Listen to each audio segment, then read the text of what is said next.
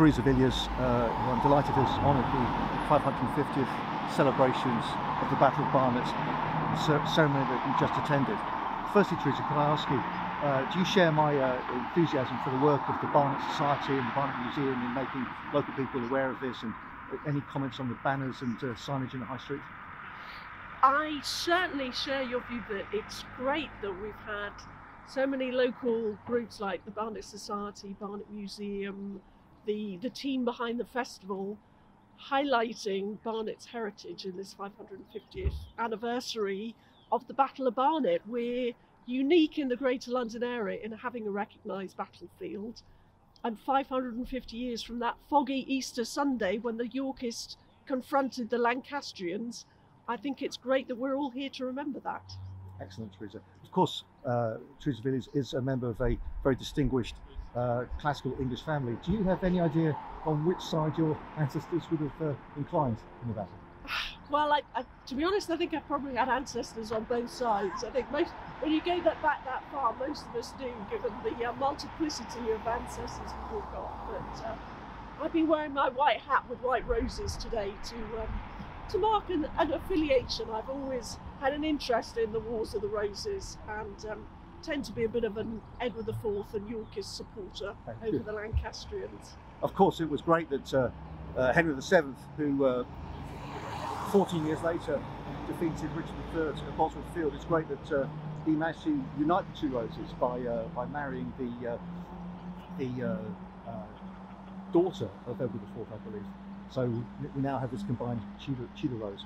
But obviously there's been some speculation about the precise site, and I wrote to you, Theresa, 2 weeks ago to express my view that other than this wonderful monument erected in 1740 by Sir Jeremy Sandbrook, which has possibly moved 20 yards to the west, not much has really changed, and the site, could be confirmed as here at Hadley Green, thus promoting trade, tourism, and general historical education of children. Do you have any views on that, Theresa? As you know, there's debate about the actual location of the battlefield. We're right here, sort of at the traditional site around Hadley Green, Hadley Common and Old Fold. Recent work by the University of Huddersfield sort of indicated that it might be further north in the Rotham Park area, further towards Potter's Bar.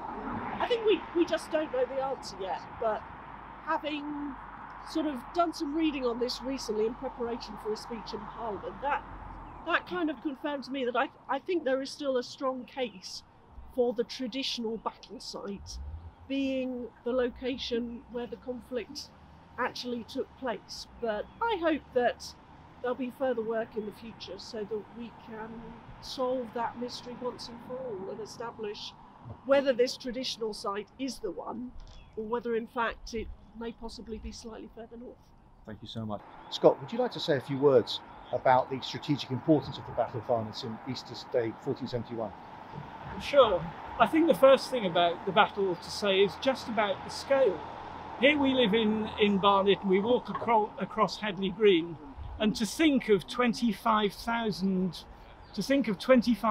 men there assembled to fight it out for the throne is really hard to imagine, and that's why in our book we've drawn not only on the facts, but as we've drawn on great authors whose works have tried to bring the battle to life.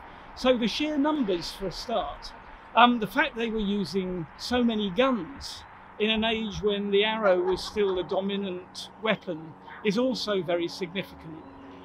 Most of all, I suppose, it's the time when the Kingmaker was brought to heel, and Warwick's death is the thing that makes the Battle of Barnet particularly significant. He was a man who had switched sides from one to the other.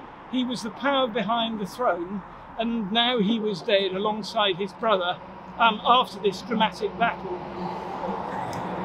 The battle's also intriguing because we can't pin it down where it was.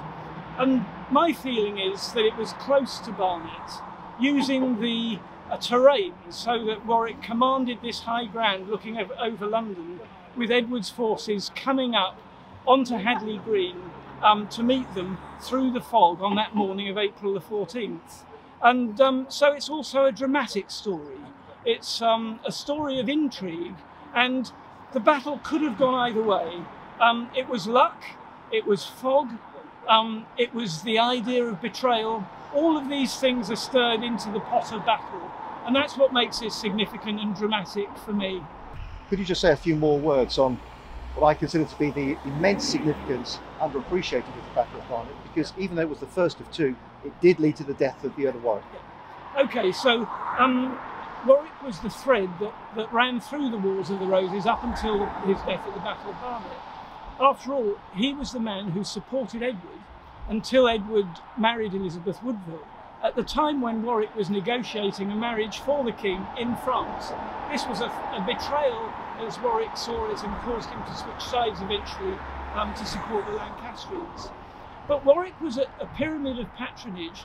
If you go into Barnet and you see the banners, you will see all of those families whose heraldry describes the families and their authority and power. And this ran from Warwick and from the king right through society. And one of the big significances of Warwick's defeat, by the time we come round to the time of Henry VII, is that Henry said, we're not having any more of this, and he sought to get rid of those little mini domains. The idea that people held badges and banners that were their own sovereignty of their local area. He wanted all of the people to have sovereignty to him and not to any overmighty lord. That was the significance of the death of Warwick. Could I ask you one further question posed to me by my 8-year-old granddaughter, whom you met in the museum shop yesterday, which is that I've told her how the convention was after these battles, that the ordinary soldiers were allowed to return home, but the noblemen were generally lined up and beheaded on the battle side. Warwick, we believe, was killed round about the spot of this monument, but it seems that Edward IV was rather kind after the battle and there weren't that many beheadings. Am I right? You're right. There were some people who were regarded as traitors. And we've got some sad stories about this. I mean, we talk about the gentlemen and the nobility, but there is a story in one of the new banners that we've just put up of the tenants of one of the lords fleeing the battlefield and reaching Southampton. And they were arrested there and executed for treason. And these were ordinary people. So in some places, punishment was carried out to its extreme and very cruelly. But some people who were on the Lancastrian side went on to work for Edward, and they went on to work for Henry VII as well. So it was a day when there was a bit of flexibility in politics and turning the cheek, I suppose, so that people who had been the enemy could at least be respected and take up a new post with the new monarch.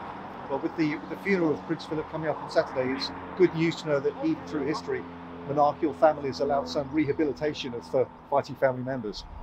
Finally, could I just thank you also for the book, because I didn't realise that the road to Hatfield to your left, which features in a recent Oxford University book, didn't actually exist until the 16th century, and therefore the road to your right, Kitsend Road or Kicksend Road, has to be the road down which Warwick's army travelled. And when we think of a road, we think of a track, and I think it was a very broad track because the drovers used to bring the cattle into London down these tracks, right across the area of Hertfordshire, and so roads weren't as we think of them today. But yes, I'm sure you're right, he came here. Thank you. I'm delighted to have the opportunity to ask a couple of questions about artefacts to Mike Noronha, who's not only the curator of Barnet Museum, but also co-author of the book about which Scott has just been talking, published only this week, which I thoroughly recommend to all reviewers. Mike, the Barnet Museum has 3 then golf ball sized cannonballs, which you believe are unquestionably from the era and almost certainly from the Battle of Barnet. Could you say a few words about them? Yeah, well, they're the golf ball size. They're made of lead, and they've actually got firing marks on them, so they were used. And the British Museum actually has checked them through their provenance, and they are definitely from the 15th century. And they were found here, and the only action in the 15th century that happened was the Battle of Barnet. So, you know, it's a fair assumption that these were cannonballs from the Battle of Barnet. That's excellent.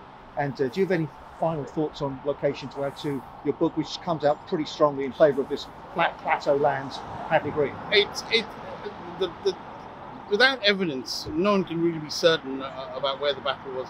but these cannonballs and other things that were found do indicate that the battle was fought in this area, and this is one of the most likely spots. It's a plain. It's not far from Barnet, which the local chronicles all say, and the geography does fit with the account of the battle. It's very hard to imagine the place without any houses, but when there are no houses, this would have been an ideal plain for a pitched battle. And I've just remembered another question, Mike, which is I'm fascinated by your book now placing Richard of Gloucester on the left wing, the kind of western side, rather than the right, as some of the chroniclers have commented. You mentioned a football team analogy. Could you comment on that? Well, we think it was he was on the left-hand side, because in the Battle of Tewkesbury, which is more probably documented, Richard fights on the left-hand side and Hastings on the right-hand side. And a bit like football teams, they would specialise in one side rather than the other. I don't think they'd move just for the sake of it. I think they'd keep the side of the battle that they're like a left winger or a right winger in football. And also, he was injured in the battle. There were all sorts of things that do indicate he fought on the left. A lot of people object to that, especially the Ricardians, because they feel that Richard was victorious and fought on the right. But that's, that can't be proved either way. It's amazing how biased historians can be. Oh yes, I mean I did a talk once on the Battle of Barnet, and we had showed Bosworth and afterwards, and I put a picture of it was to the Ricardians at the Third Society in Hazelmere, and I put a picture of Henry VII up, and they booed.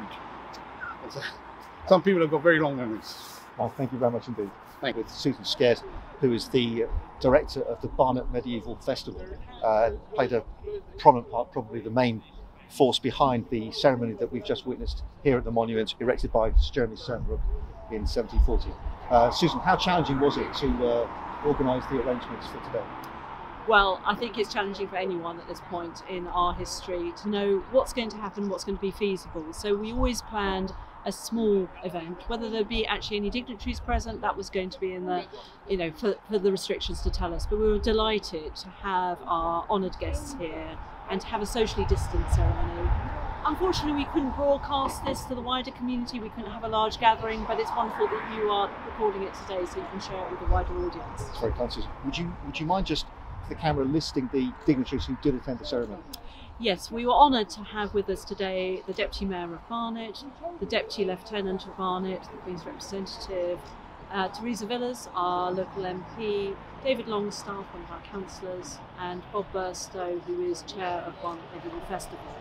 And the whole service was conducted by the Reverend Thomas Rennes, who is Rector of Michael Hadley Church. Excellent. And is there anything you can reveal about the preparations for the celebrations at the end of the restrictions, we hope in September? Have you chosen a date and location and so forth? Yes, I'm pleased to say that Barnet Medieval Festival is planned to return on the 11th and 12th of September. It will take place at Barnet Elizabethans Rugby Club in Bing Road, where we've been, not last year, but in 2019 and 2018.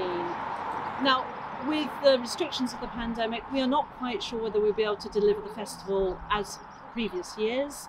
The whole question of whether you can actually fight a battle socially distanced could be challenging, but we will certainly put on a spectacular display within the restrictions, whatever we're allowed. And we really hope that people can come together once more. The great thing about the festival is brought all parts of our community together and to learn about the history of the borough, the history of this particular place, and to remember those people who so bravely fought 550 years ago.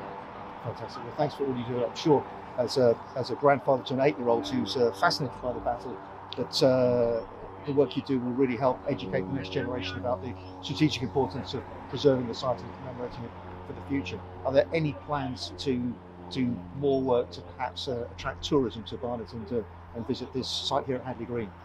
Well, I mean, Barnet Battlefield is the only site you can visit, battlefield site you can visit on the tube. That's surely got to be a huge selling point. And Barnet being right on the edge of London, we want to capitalise on London's medieval history. Yesterday, band and festival supporters marched the route taken by Edward IV from Smithfield to Barnet. It was very much Edward's capture and welcome back into the City of London that made his victory at Barnet possible and his return to the crown. So we think London has a really important part and to be understood better in its history of how London was key to unlocking the Wars of Roses.